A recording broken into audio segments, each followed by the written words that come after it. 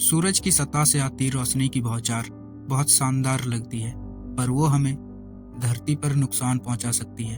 अगर ऐसे ही एक तूफान धरती से जोर से टकराए तो वो हमारे पूरे ग्रह को अंधकार में बदल देगा।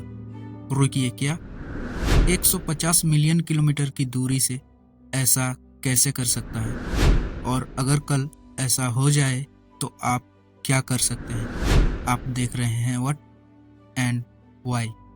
और क्या हो अगर एक बड़ा सूर्य का तूफान पृथ्वी से टकराए तो वो सूरज की रोशनी की बौछार नहीं होगी जो हमें टेक्नोलॉजी के पहले के ज़माने में वापस ले जाएगी, बल्कि गर्म प्लाज्मा के बहुत बड़े बादल और इलेक्ट्रोमैग्नेटिक रेडिएशन जो सूरज से निकलेंगे।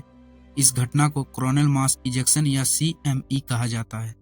2012 में एक पावरफुल CME पृथ्वी की कक्षा के आर पार हो गया था। सौभाग्य से हम एक सीधी टक्कर से बच गए। हम 1859 में इतने भाग्यशाली नहीं रहे थे जब एक दूसरे CME की इलेक्ट्रोमैग्नेटिक रेडिएशन ने टेलीग्राफ के खंभों को आग लगा दी थी।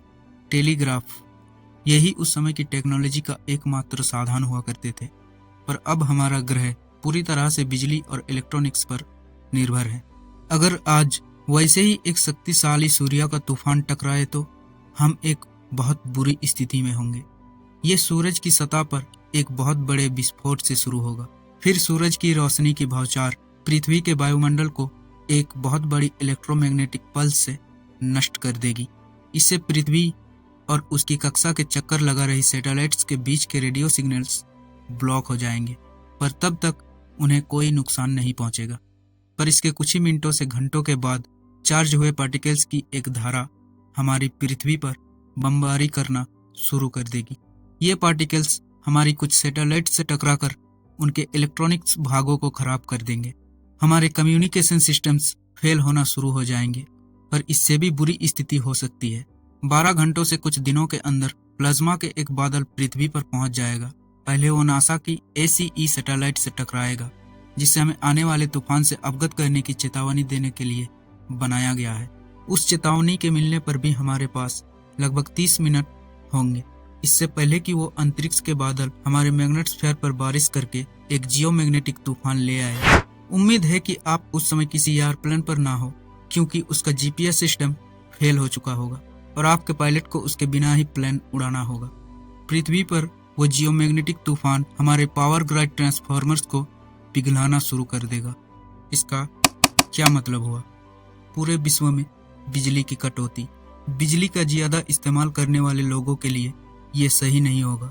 सारी लाइट्स चली जाएंगी, आप अपना फोन या लैपटॉप चार्ज नहीं कर सकेंगे, आपका फ्रिज ठंडा करना बंद कर देगा, आपका हीटर भी काम नहीं करेगा। ध्यान रहे कि आपके आसपास एडिशनल कैश हो, क्योंकि सारे ATM आपके क्रेडिट कार्ड की तरह शिकार हो जाएंगे। आप अपना टॉयलेट भी फ्लश नहीं कर सकेंगे, क्योंकि ज़्यादातर बड़े शहरों में पानी इलेक्ट्रॉनिक तरीके से कंट्रोल किया जाता है। इंटरनेट से चलने वाली सभी चीज़ें बंद हो जाएंगी, कोई बैंकिंग सर्विस नहीं मिल पाएगी, ट्रांसपोर्टेशन सिस्टम में इंटरनेट की पहुंच नहीं हो पाएगी, सोशल मीडिया भी नहीं होगा जिससे आप अपनी निराशा निकाल सके। हम अंतरिक्ष के मौसम को भी काबू नहीं कर सकेंगे। अगर सूर्य का तूफान हमसे सीधा टकराए तो यह काल्पनिक परिदृश्य सच भी हो सकती है। बिल्कुल सच। नासा और स्पेस वेदर प्रिडिक्शन सेंटर सूर्य की गतिविधियों का निरीक्षण करते रहते हैं। हमारे तारों में आने वाली किसी भी दिक्कत के बारे में उनकी की हुई 3 दिनों की भविष्यवाणी हमारी मदद कर सकती है। हमारे पास ट्रांसफॉर्मर्स को डिस्कनेक्ट करने और अपनी सैटेलाइट्स को सुरक्षित मोड में करने का टाइम होगा। शायद एक दिन हम पृथ्वी के अगल बगल एक ऐसा सुरक्षा कवच बना लेंगे जो हमें ऐसी किसी तरह की परेशानी से बचाएगा, पर यह एक दूसरे क्या हो अगर का विषय है।